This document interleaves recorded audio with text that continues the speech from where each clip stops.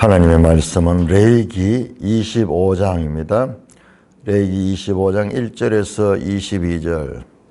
레위기 25장 1절 여호와께서 시내산에서 모세에게 말씀하여 이르시되 이스라엘 자손에게 말하여 이르라. 너희는 내가 너희에게 주는 땅에 들어간 후에 그 땅으로 여호와 앞에 안식하게 하라. 너는 6년 동안 그 밭에 파종하며 6년 동안 그 포도원을 바꾸어 그 소출을 거둘 것이나 일곱째 해에는 그 땅이 쉬어 안식하게 할지니 여호와께 대한 안식이라. 너는 그 밭에 파종하거나 포도원을 가꾸지 말며 너가 거둔 후에 자라난 것을 거두지 말고 가꾸지 아니한 포도나무가 맺은 열매를 거두지 말라. 이는 땅의 안식년 임이니라. 안식년의 소출은 너희가 먹을 것이니 너와 내 남종과 내 여종과 내 품꾼과 너와 함께 거류하는 자들과 내 가축과 내 땅에 있는 들짐승들이 다 그 소출로 먹을 것을 삼을지니라. 너는 7 안식년을 계수할지니 이는 7년이 7번인즉 안식년 7번 동안 곧 49년이라. 7째 달 열흘날은 속죄일이니 너는 뿔납할 소리를 내되 전국에서 뿔납할을 크게 불지며 너희는 50년째 해를 거룩하게 하여 그 땅에 있는 모든 주민을 위하여 자유를 공포하라. 이 해는 너희에게 희년이니 너희는 각각 자기의 소유지로 돌아가며 각각 자기의 가족에게로 돌아갈지며 그 50년째 해는 너희의 희년이니 너희는 파종하지 말며 스스로 난 것을 거두지 말며 가꾸지 아니한 포도원을 거두지 말라. 이는 희년이니 너희에게 거룩함이니라. 너희는 밭의 소출을 먹으리라. 이 희년에는 너희가 각기 자기의 소유지로 돌아갈지라. 내 이웃에게 팔든지 내 이웃의 손에서 사거든 너희 각 사람은 그 형제를 속이지 말라. 그 희년 후의 연수를 따라서 너는 이웃에게서 살 것이요 그도 소출을 얻을 연수를 따라서 너게 팔 것인즉 연수가 많으면 너는 그것의 값을 많이 매기고 연수가 적으면 너는 그것의 값을 적게 매길지니 곧 그가 소출의 다수를 따라서 내게 팔 것이라. 너희 각 사람은 자기 이웃을 속이지 말고 내 하나님을 경외하라. 나는 너희 하나님 여호와니라. 너희는 내 규례를 행하며 내 법도를 지켜 행하라. 그리하면 너희가 그 땅에 안전하게 거주할 것이라. 땅은 그것의 열매를 내리니 너희가 배불리 먹고 거기 안전하게 거주하리라. 만일 너희가 말하기를 우리가 만일 7째 해에 심지도 못하고 소출을 거두지도 못하면 우리가 무엇을 먹으리요 하겠으나 내가 명령하여 6째 해에 나의 복을 너희에게 주어 그 소출이 3년 동안 쓰기에 족하게 하리라. 너희가 8째 해에는 파종하려니와 묵은 소출을 먹을 것이요 9째 해에 그 땅의 소출이 들어오기까지 너희는 묵은 것을 먹으리라. 하나님 아버지 은혜를 감사합니다. 이 놀라운 하나님의 법을 우리가 알아갈 수 있도록 하나님 은혜를 베풀어 주시니 감사를 드립니다. 하나님 영광 존귀 찬송 주님 세세토록 받으시옵소서. 예수님 이름으로 감사하며 기도드리옵나이다. 아멘. 자, 레위기 25장은 앞에서 나온 절기하고 다른 안식년과 희년에 관한 내용이에요. 전부 또 희년하고 이 토지법하고 연결되거든요. 그래서 25장 전체가 안식년과 토지에 관한 그와 같은 내용입니다. 그래서 이것도 아주 중요한 하나의 구원의 예표입니다. 이게 하나님께서 우리 인생들을 구원하실 그 예표가 가장 선명하게 나타나 있는 모형이 이 안식년과 그리고 희년제도, 희년제도. 자, 이 내용을 보기 전에 우리가 어제 봤던 내용 24장을 하나만 더 보겠습니다. 저는 어제 23장과 24장을 설교하면서 아마 이걸 알아들을 사람이 참 잘 없을 텐데 23장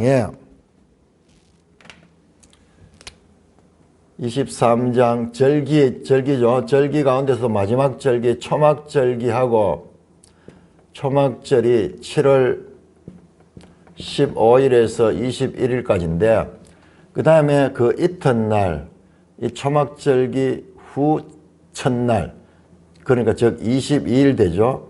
이 22일을 거룩한 대회다. 그렇게 구별했죠. 아째라트의 날이라. 그 다음에 민수기 29장에는 이 날을 장엄한 대회다. 그렇게 말씀했습니다.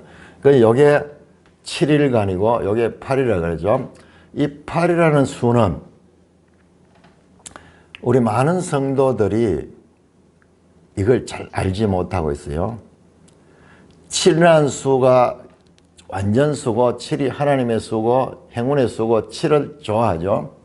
7을 좋아하는데 그러나 구약 성경에 7보다도 8에 대한 장차 이 8의 중요성을 암시하는 내용이 많이 있어요. 이 부분은 제가 많이 발견해놨어요. 많이 발견했는데 자, 이게 첫째적으로 절기 가운데서도 언제냐 그러면은 안식 후 첫날이 초실절이에요. 초실절. 초실절은 6월절이 지나고 그 안식 후 첫날이 초실절이거든요. 그 다음에 그 초실절 안식 후 첫날이죠. 그날로부터 7번 안식일을 지나면 49일 후가 되죠. 그 후에 첫날 오순절이죠. 오순절. 안식 후 첫날 개념. 그 다음에 이 초막절 절기에서도 이렇게 초막절 절기가 나고 그 후 첫날, 여덟째 날. 소극적으로 나타나고 있잖아요. 소극적으로 나타나지만은 그럼에도 불구하고 일관되게 이 여덟째 날에 대한 강조가 있어요. 여덟째 날, 이건 숨어 있어요. 그 이 여덟째 날이 이게 여덟째는 새로운 출발이에요. 새 것의 날이에요. 새 날이에요. 새 출발하는 거. 결과적으로 이 여덟기 누구냐 그러면 이게 예수 그리스도 예수. 자, 예수님이라는 이름을 게마트리아 하는 게 뭐냐 그러면은 여기 히브리어나 헬라어의 이 숫자가 뭐냐 하면 우리는 아라비아 숫자 1, 2, 3, 4 이렇게 쓰고 있잖아요. 그런데 거기에는 그런 수를 안 쓰고 뭘 쓰냐면 이 알파벳 자체가 숫자예요. 알파벳 자체가 숫자인데 예수 이름을 게마트리아로 풀면 숫자가 888이 나와요. 신기하죠? 신기하죠? 예수 그리스도까지 포함해서 그럴 거예요. 아마 888이 나와요. 깜짝 노는 거야. 예수님은 안식 후 첫날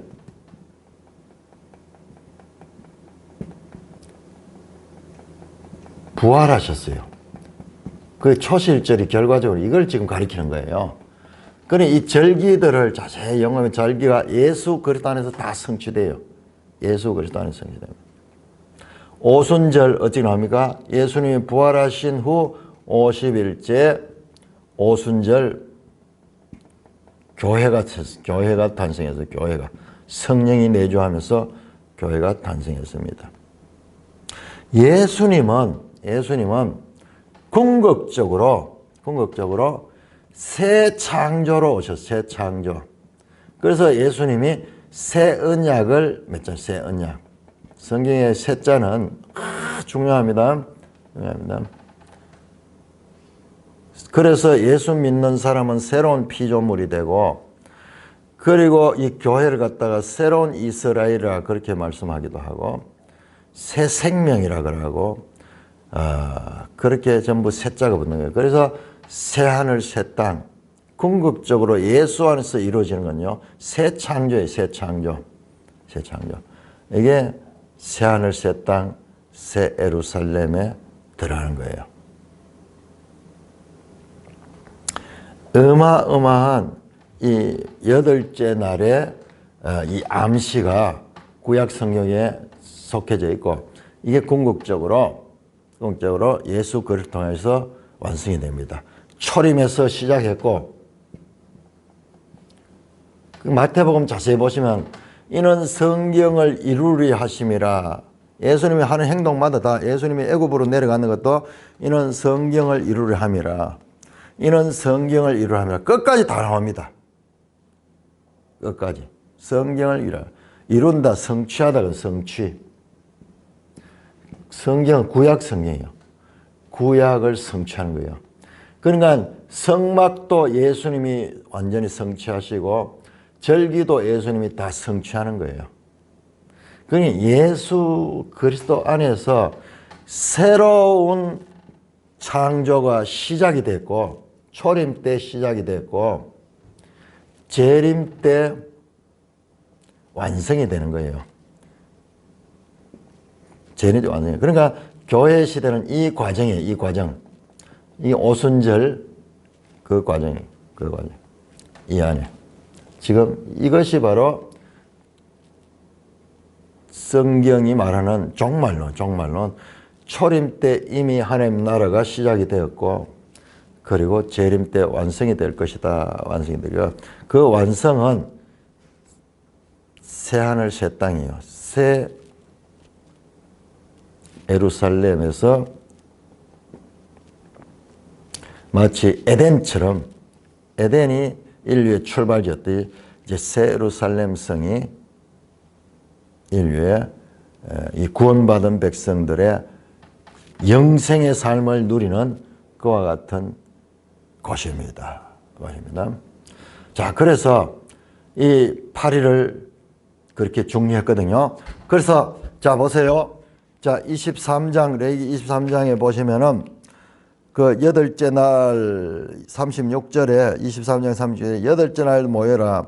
거룩한 대회라. 그렇게 했죠. 그 다음에 39절도 첫날에도 안식하고 8째 날에도 안식할 것이다. 그러면서 절기 이야기를 끝이 냅니다. 자, 이 8째 날이 끝나고 그 다음에 바로 보니까 24장에서 갑자기 성소의 등잔에 불을 매일 제사장이 켜야 되는 그 법이 나왔죠. 자, 이거하고 요한복음 8장, 자, 요한복음 7장에 이게 나왔어요. 7장에 초막절, 그리고 초막절 절기 끝날이 나오고 8장 1절이 이튿날 되니까 이게 8일이에요. 우리 찾아내야 돼. 성경은 안 밝히고 있어요. 암시만 해놨어요. 그리고 이 8장에서 8장 12절에서 예수님께서 나는 세상의 빛이라 그래요. 세상의 빛. 그래서 레위기 24장 1절에서 몇 절까지입니까? 4절까지입니까? 여기 나오는 등잔. 자, 요한복음 7장에서 초막절과 그 다음에 8장에서 세상의 빛으로 자신을 알리는 것과 레위기 23장 마지막에서 초막절을 가리키고 그 다음에 24장이 시작이 되자마자 등잔대, 빛을 나는 등잔대를 말씀하는 것에 구조와 똑같이 되어 있다는 거예요. 순서가 그런 구조로 되어 있다는 거예요. 이것을 떨어져서 보면 말이 안 되는데, 이 갑자기 등이 나왔던 것도, 절기 이야기하다 등이 나왔던 것도, 이 요한복음의 이 구조와 일치하고 있다는 거. 자, 이거는, 이게 내 성경 신학적인 경험에서 나오는 그런 메시지. 성경이 이렇게 일치되는 거예요. 그러니까 요한복음이 그냥 쓰여진 것이 아니고 이 구조와 연결이 되어 있다는 거예요. 자, 그것을 하나 더 강조할 수 있는 이 사건을 또 보세요. 자, 8장 우리가 이 10절에서 보면은 그 아버지가 이 애굽 사람이고 어머니가 이 이스라엘 여인인 한 소년이 하나님을 저주했다가 어떻게 합니까? 판결을 내리잖아요. 돌로 쳐 죽이라 하죠. 돌로 쳐 죽이라. 자, 요한복음 8장 한번 봅시다. 요한복음 8장. 그 내용도 돌로 치라는 내용이 동일하게 8장이 나와요. 그러니까 이게 금을 찾듯이 은을 찾듯이 찾는 사람은 이 두 개가 흐릿하게 뭔가 연결이 되고 있구나. 자, 이거 정답이라고 말할 수 없어요. 하나님이 의도했는지 아닌지 알 수 없어요. 그러나 그런 연속성을 우리가 발견할 수 있고 이 연속성이 더 확인되면은 이게 연결된다고 성경 신학적으로 확정할 수 있습니다. 자, 8장 3절에서 11절까지가 뭡니까? 바로 세상의 빛 이야기하기 전에 사건이 하나 나오는데 간음 현장에 잡힌 여자네요. 그러니까는 5절에 모세의 율법에 이러한 여자를 돌로 치라 명했습니다. 그래서 돌로 치라 그러는데 예수님께서 죄 없는 자가 돌로 치라 하시며 그들이 다 도망가죠. 돌로 침을 당할 건데 지금 레이기는 돌로 쳐 죽이라고 나와 있는데 지금 여기도 같은 돌로 치지만 예수님 와서 돌로 치지 못하게 합니다. 못하게. 뿐만 아니라 자, 요한복음 8장 예수님께서 이 기회를 통해 가지고 이 8일 날요 엄청난 말씀하십니다. 8장 31절 32절 진리를 알지니 진리가 너희를 자유롭게 하라 하면 자유를 선포해요. 진리. 그러면서 자신이 진리를 말한 자고 하나님의 아들이고 하나님이 보내서 왔다고 말씀합니다. 그리고 마지막으로 예수님께서 이 사람들이 아브라함들을 그하니까 내가 아브라함보다도 내가 먼저 있었다 그러는 거예요. 그러니까 어떻게 하냐 59절 그들이 돌을 들어 치려 하거든 예수께서 성령 돌로 치는 이야기가 이 8장에 두 번이나 나와요. 그래서 24장의 이 등 이야기뿐만 아니라 돌로 치는 이야기까지도 이 요한복음 8장과 연속성이 있다 하는 것을 말씀을 드리겠습니다. 자, 그 다음에 이제 오늘 24장으로 넘어갑니다. 24장은 제일 먼저 1절에서 9절까지가 아니요 1절에서 7절까지가 안식년에 관한 법인데 그런데 1절을 자세히 보세요. 자, 1절 자세히 보세요. 이거 중요합니다. 여호와께서 어디에서? 시내산에서 모세에게 말씀하여 이르시되 장소가 나와요. 지금까지 레위기 이 말씀들은요. 회막에서 하나님께서 모세에게 주신 말씀이요. 물론 이 회막도 시내산 앞에 있었어요. 시내산 앞에 거기에 진을 치면서 성막에 회막 성막도 짓고 거기 있었죠. 그런데 여기는 굳이 그러므로 앞에서는 계속 여호와께서 모세에게 말씀하여 이르시되 장소가 안 나왔어요. 그런데 여기에는 특별하게 시내산에서 모세에게 말씀하여 시내산에서 언제 말씀했습니까? 시내산 언약 맺을 때 그때 말씀하셨잖아요. 자, 그래서 자, 이거는 장소를 특별하게 구분하고 있으니까는 자, 그것을 우리가 유의해서 봐야 된다 하는 말입니다. 시내산에서 말씀했다. 그러면은 시내산에서 말씀하신 게 왜 여기에 지금 나오고 있느냐? 그거는 이제 편집자의 마음이죠. 그 마음대로죠. 또 시간 순서를 따라가지고 장소를 따라가 하는 건 아니고 그걸 가지고 문제를 삼으려고 하면 안 돼요. 자, 그렇다는 거. 자, 시내산에서 모세에게 말씀하실 때 이스라엘 자손에게 6년 동안 밭에서 파종하고 포도원을 가꾸고 두 개가 나오죠. 밭과 3절에 6년 동안 그 밭에서 파종하면 6년 동안 포도원을 가꾸어 소출을 그냥 좀 다르죠.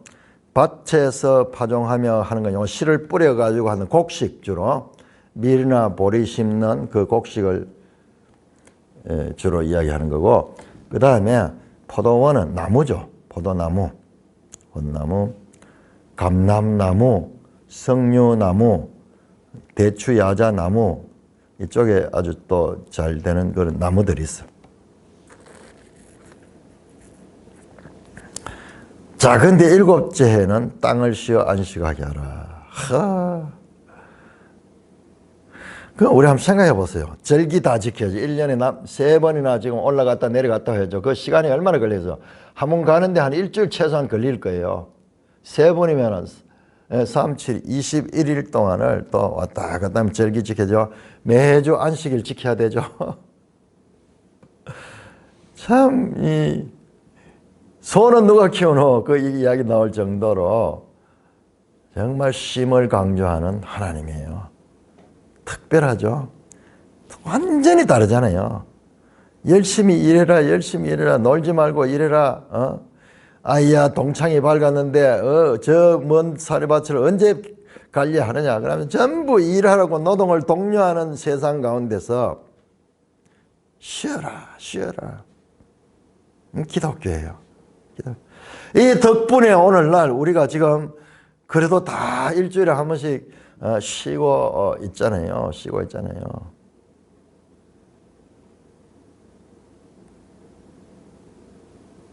쉬어라. 자, 이렇게 안식년. 그때 안식년 소출은 너희가 먹을 것이나 그 다음 6절에 네 남종과 네 여종과 네 품꾼과 너와 함께한 자들과 네 가축과 네 땅인들 좀 다 그 소출로 먹을 것을 삼으라. 6년째 동안 일을 해가지고 그걸 못해가지고 7년째는 쉬면서 어떻게 쉬었을까? 참 그것도 궁금하다. 일 안 하고 쉬기만 하면 또 어떨까? 그것도 좀 이상하네요. 그런데 이분들이 이 절기 이런 그 규정을 그대로 지켰느냐 안 지켰느냐는 둘째 문제입니다. 이건 하나님 법으로 줬고 이걸 그대로 지킨 그런 역사적인 흔적은 잘 없어요. 그런데 이들이 이걸 제대로 지키지 않아 가지고 어떻게 됐나 그러면은 강제로 이걸 지킵니다. 강제로 지키는 게 뭐냐? 그럼 바벨론 포로예요. 바벨론 포로를 자세히 보면은 안식년을 지키지 아니한 만큼 땅이 다 한목에 다 안식해 버려요. 다 안식하다. 자, 일단 법으로 주는 겁니다. 이게 어떻게 지켰는가? 예를 들어 6월절 같은 것도 제대로 안 지켰더라고요. 나중에 이제 그 요시야 왕 때 또 이 성경을 발견해가지고 두루마리를 발견해가지고 모세의 법을 발견해가지고 다시 이제 개혁을 하고 이제 그런 거 나오죠. 제대로 절기를 지키지는 않았어요. 그걸 볼 수 있습니다. 자, 두 번째 8절부터 나오는 것은 희년 7 안식년을 계수할지니 7년에 7번 안식년을 7번 동안 49년이라. 이게 초실절에서 77절 즉 오순절까지의 기간이 확대네요. 그거는 날짜로 세웠고 이거는 연수로 해가지고 49년 하고 그 다음에 그 49년이 지난 그 다음에 7째 달 열흘날은 속죄일이니 이 속죄일에 여기에 이제 희년이 시작이 되네요. 열흘날이네요. 너는 뿔나팔 소리를 내되 전국에서 뿔나팔 나팔절 있는 그때가 아니고 그로부터 열흘 후네요. 이것도 참 의미가 깊은 것 같아요. 우리 아까 봤잖아요. 대속죄일, 그리고 장막절에 들어가는 거죠. 자, 나팔을 이날 대속죄일에 나팔을 봅니다. 요 나팔을 갖다 요벨이라고 해요. 요벨, 뿔나팔. 이 짐승의 뿔, 양이나 염소의 우리하고 또 달리 뿔이 또 이렇게 길게 나 있대요. 그 뿔나팔을 뿌 소리 나는데 이게 7월 10일 대속죄일 날, 7월 절기 가운데도 대속죄일 날 이 나팔을 불면은 그동안 50년 동안 살아가면서 남의 종됐던 자, 토지를 다 빼앗겼던 자, 가족이 흩어져 가지고 여기저기에서 종노릇하며 살았던 자들, 그런 자들이에요. 10절부터 너희는 50년째를 거룩하게 그 땅에 있는 모든 주민을 위하여 자유를 공포하라. 이 해는 너에게 희년이 너희는 각각 자기 소유지로 돌아가며 각각 자기 가족에게로 돌아갈지며.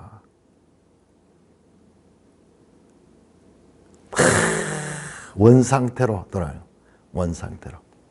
그 50년째 해는 너희 희년이니 너희는 파종하지 말고 스스로 난 것을 거두지 마라. 갖고 있다면 포도원을 거두지 마라. 이는 희년이. 그러면은 그 7번째 그 49년째 되는 안식년과 그 다음 해 이 희년 안식년 이 해는 2해 연속으로 쉬네요. 연속으로 일하지 않는 것. 자, 이걸 갖다가 주빌리라 그러면 주빌리 희년을 갖다가 주빌리라 그러는데 이게 요벨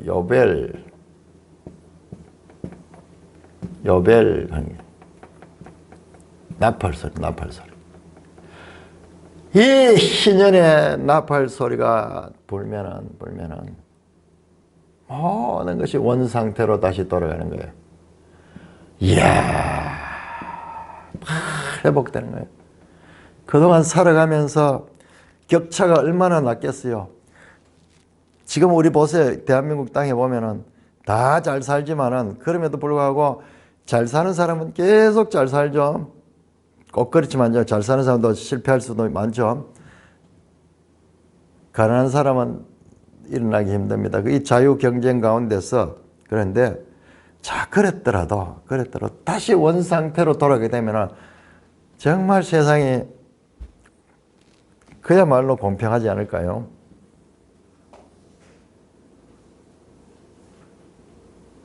희년제도 이게 하나님의 법이에요. 자, 이게 놀라운 법이에요. 이게 인간의 지혜로는 상상할 수 없는 하나님의 계시예요. 토지공개념 이야기하죠. 토지공개념. 이것도 성경에서 나왔거든요. 왜냐 그러면 이 모든 이 법의 원리가 뭐냐, 이 땅은 하나님의 것이다 하는 거예요. 이 땅은 하나님의 것이다. 그러므로 개인 사유재산이 될 수 없기 때문에 이렇게 돌아가는 거예요. 그래 다 이제 물어가지고 다시 새 판을 짜는 거예요. 50년 되면 새 판을 짜는 거예요. 이야, 참 감사하죠. 얼마나 놀라워요. 이런 지혜가 어디 있어요. 한 50년 가는 기간은 일생에 한 사람이 일생에 한 번 맞을 수 있는 기회예요. 예. 자, 토지공개념 가는 것도 이거 가운데, 그 토지공개념에는 이게 없어요. 희년제도 없습니다. 이게 이제 공산주의자들이 끌어내고 지금 문재인 정부 시대에 추미애가 끄잡아냈던 이야기예요. 토지공개념. 그리고 헨리 조지를 라는 경제학자가 이걸 주창했고, 우리나라의 대천덕 신부가, 예수원의 대천덕 신부가 이걸 또 강조했어요.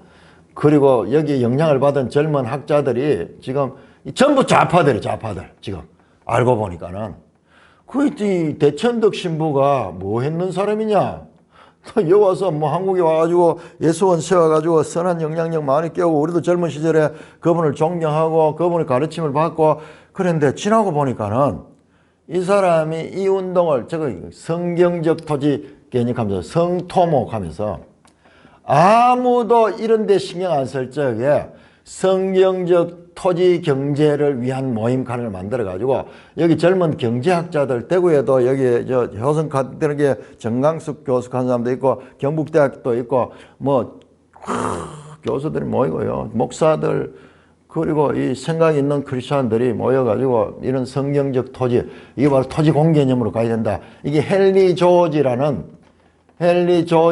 경제학자의 이론이기도 해요. 1800년대. 그래서 이 막스주의하고도 또 다른 그런 건데, 결과적으로는 이게 좌파의 여기 온상이 됐어. 좌파의 온상이 됐어. 그래서 참 신기하죠. 이야, 참. 근데 김현진 목사가 여기에 요 핵심 대천덕 신부 사랑을 많이 받고, 그래서 그 사상을 가지고 지금 공동체 운동하는 것도 사실은 그거예요. 그래서 전화해가 내가 한번 켰어. 결과적으로 이렇다고 하긴 해요. 당신도 그렇냐? 내가 확인해 봤어. 그건 안 그렇거든요. 그건 안 그렇거든요. 완전 지금 이거 해가지고 지금 여기 뭐 토지 희년 모임, 희년 가는 모임도 있어요. 전부 이 모임이에요. 이게 아니에요. 이 희년 이야기를 하면서도 땅은 하나님 것이다 하면 땅은 국가가 관리를 해야 된다. 뭐 이거지. 그건 성경 가르침하고 달라요. 저는 공산주의 사상.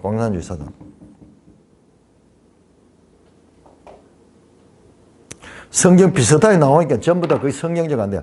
아니에요. 희년은 그게 아니에요.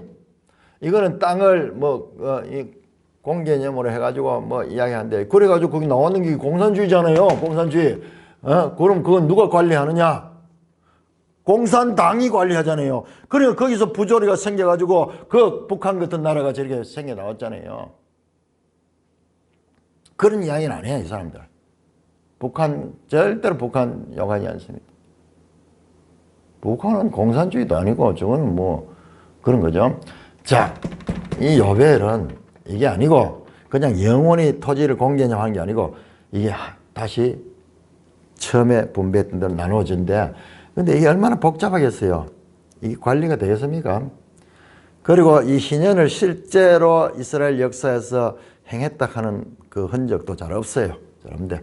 그러나 이 희년을 성취한 분은 예수님이에요. 예수. 이것도 전부 예수 그리스도예요. 자, 누가복음 4장을 열어보세요. 누가복음 4장.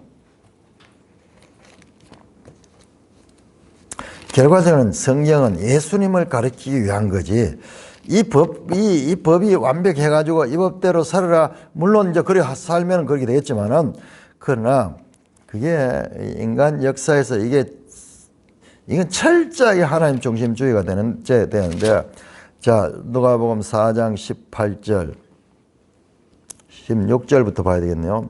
예수님께서 16절, 예수께서 그 자라신 건 나사렛에 이르러 안식일에 늘 하신 대로 회당에 들어가 성경을 읽을 때 선지자 이사야의 글을 책을 펴서 이렇게 읽어요. 이사야서 61장을 인용합니다. 61장을 탁 찾아가 읽는 거예요.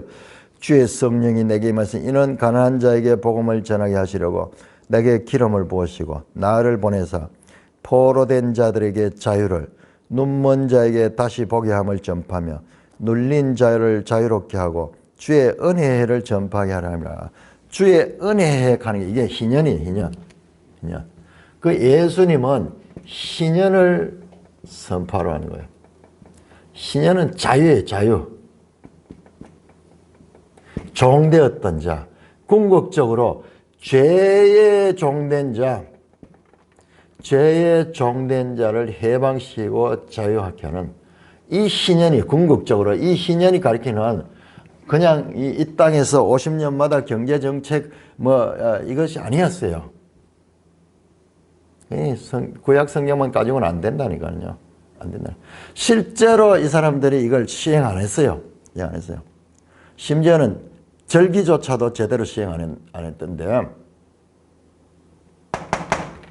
그건 뭐냐? 왜 있느냐? 왜 있느냐? 예수님을 가르쳐, 예수님. 죄의 종이 되어서 거기에 신음하고 있던 자들을 그 히브리서는 본향이라고 하죠. 본향으로 돌아가는 게 본향으로. 위치를 다 잃어버렸잖아요. 하나님의 형상 따라 지음을 받은 인생들이 죄로 말미암아 자신들의 그 본향을 잃어버렸잖아요. 그래서 이 모든 것을 떨치고 다시 하나님의 백성으로서 회복되는 그와 같은 메시지가 암시되어 있다. 그건 기가 막혀요.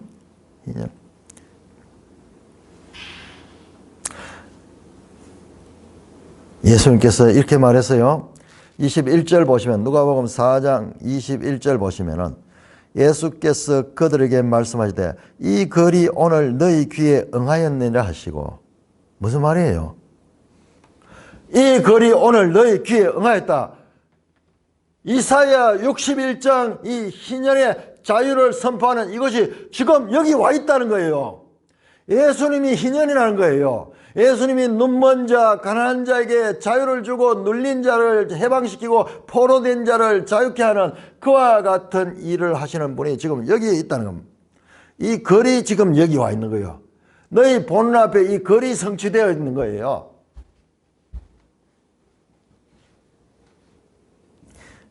존재로 바뀌었네. 존재로.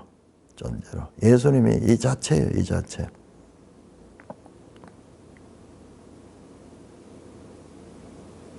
자기 자신을 처음 사역하는데 그 마귀에게 시험을 받고 난 다음에요. 처음 시험을 받고 그 다음에 나와서 처음 안식일 날 회당에 들어가지고 그 유대인들이 안식일마다 회당에 모이는데 거기에 들어가가지고 참 그러면서 대단하죠. 말씀을 하고 싶은 사람은 할 수 있는 모양이에요. 그날. 그래 책을 탁 펴가지고 바울도 이렇게 하잖아요. 그는 안식일이 돼가지고 회당 안에서 누구든지 어떤 뭐 그것도 자격이 있는지는 모르겠지만은 말씀을 전할 수 있는 그런 기회가 있는 것 같아요. 그걸 탁 두루마리 이사야서를 빼가지고 탁 읽으면서 이 성경 말씀이 오늘 너에게 응했다. 성취됐다는 거예요. 하나님 나라가 너희 앞에 왔다. 만질 수 있는 말씀이 육신이 되어 여기 와 있는 거예요. 여기 와 있는. 자, 그러면서 이 희년이 나오고 그 다음에 아주 구체적이에요. 자, 그러면은 희년이 되면은 자, 그러니까 땅을 팔 수도 있는 거예요. 땅을 팔 수도 있는데 희년이 되면 다 무르는 거예요. 다시 돌아가는 거예요. 그러니까 땅값이 어떻게 되냐 하면은 예를 들어 가지고 희년이 이제 2022년이 올해가 지금 희년이라 그러면은 2072년까지 요 다시 희년이 와. 그러니까 2023년도에 땅을 사면은 49년 동안 쓸 수가 있어. 그러니까 값이 제일 비싸게 치러야 돼, 이때. 그런데 24년, 25년, 26년 점점 줄어들수록 이제 내가 이용할 수 있는 것이 49년 동안 이용할 수 있는 데서 48년, 47년, 46년, 나중에 30년, 20년, 10년, 나중에 2050년 되면은 이제 22년밖에 쓸 수가 없어. 그 다음에 2070년 같으면은 2070년에 땅을 사면은 2년밖에 쓸 수 없어. 그러니까 땅값이 이렇게 갈수록 땅값이 높고 이렇게 이제 희년이 가까워갈수록 땅값이 내려가는 거예요. 그 이야기를 하고 있는 거예요. 그 이야기입니다. 그래서 속이지 마라. 속이지 마라. 14절 내 이웃에게 팔든지 내 이웃의 손에서 사거든 너희 각 사람이 그의 형제를 속이지 마라. 그 희년 후에 연수에 따라서 너희 이웃에게서 살 것이요. 살 때도 값을 치러야 되고 그 소출을 얻을 연수에 따라서 네게 팔 것인즉 연수가 많으면 너는 그것의 값을 많이 매기고 연수가 적으면 너는 그것의 값을 적게 매기라. 또 곧 그가 소출이 다수를 따라 내 이웃에 팔 것이다. 너희 각 사람은 자기 이웃을 속이지 말고 하나님을 경외하라. 나는 너희 하나님이다. 이런 하나님이 세상에 어디에 있어요? 여기 하나밖에 없어요. 오직 하나님밖에 없어요. 이웃을 속이지 마라. 이웃을 속이는 것은 하나님을 경멸히 여기는 거다. 그 말이잖아요. 하나님 백성들은 속이. 그냥 우리 그리스도인이라 그러면 세상이 다 믿어주는 그런 것이 돼야 돼. 그런 것이 돼야 돼. 믿지 않는 이웃들에게도 정직하게 바르게 해야 돼.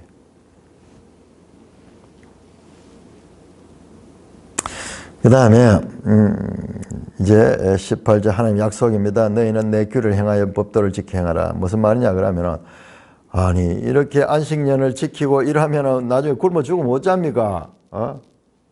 그때 그까지 다 하는 거예요. 20절에 만일 너희가 말하기를 우리가 만일 7째에 심지도 못하고 소출을 거두지도 못하면 우리가 무엇을 먹겠습니까? 그러니까 하나님 말씀은 내가 명령하여 6째 해에 네 복을 너에게 주어 그 소출을 3년 동안 쓰기에 족하게 하리라. 왜 3년 동안인가? 6째 그 해 먹어야 되죠. 그 다음에 안식년에 먹어야 되죠. 그 다음에 안식년에 이 다음 해 농사 시작해 소출이 날 때까지 3년 동안 쓰기에 족하게 하리라. 너희가 8째 해는 파종하려니와. 자, 안식년이 지나고 8째 해는 이제 씨를 뿌리겠죠. 그러나 그때는 묵은 소출을 먹을 것이다. 왜? 아직까지 열매가 없으니까. 6째 해 농사 짓는 그걸까지 먹는 거예요. 그런데 9째 해는 그 땅에 소출이 들어가지 너희는 묵은 것을 먹으리라. 이제 새 소출이 없고 묵은 것을 먹고 있는 거죠. 이것도 묵은 것과 새 것, 여기에 뭔가 이 영적인 의미가 있을 것 같아요. 자, 이거 보시면은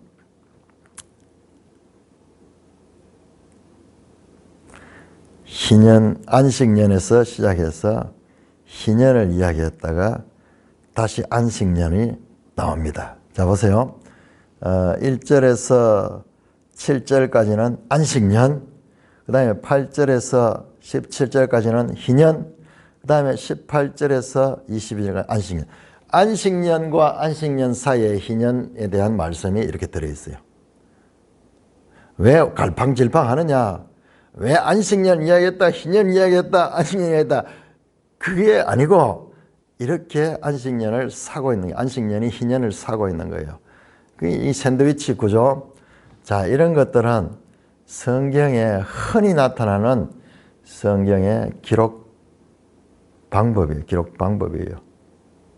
그러니까 그걸 모르니까는 이걸 가지고 뒤죽박죽이다 뭐 이런 식으로 보기 쉬운데 그게 아니에요. 더 중요한 것을 중간에 탁 넣고 그 다음에 가에 이렇게 갈로를 해가지고 그 내용을 포괄시키고 있는, 자, 이것이 성경이고 하나님의 말씀이에요. 말씀. 이런 법으로, 이런 방식으로 하는 거예요. 여기 자세히 성경을 보면 하나님의 방법이 보여. 방법이.